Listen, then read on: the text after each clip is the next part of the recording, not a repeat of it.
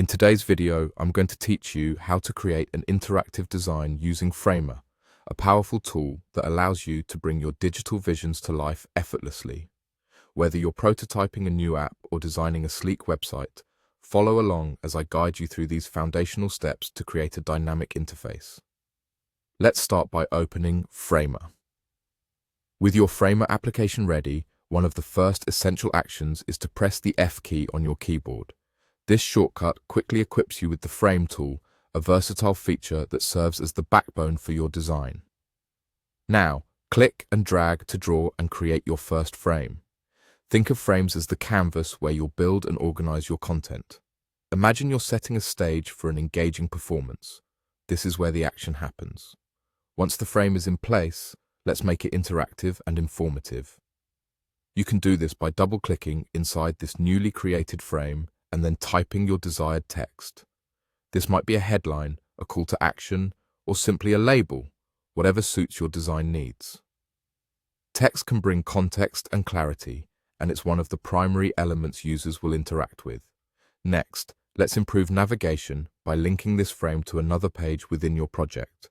Click directly on the frame to activate its editing options, and then look over to the right side where you'll see a variety of choices. Find the Link To option, click on it, and select the specific page you want this frame to connect with. This step is crucial as it enables seamless transitions between different parts of your project, enhancing user experience. You're doing great so far. Now's the time to add some visual flair to your buttons or text. Moving over to the right side of the interface again, you have extensive options to customize your design. Choose your frame, then dive into the color options to either match your brand's palette or simply what resonates best with you. A splash of the right color can make your design pop and reinforce the message you wish to convey. Don't stop at the frames. Click on your text to alter its color too. Here, you're in full control. Making text legible and appealing can greatly influence how users perceive your content. You might also want to experiment with the font.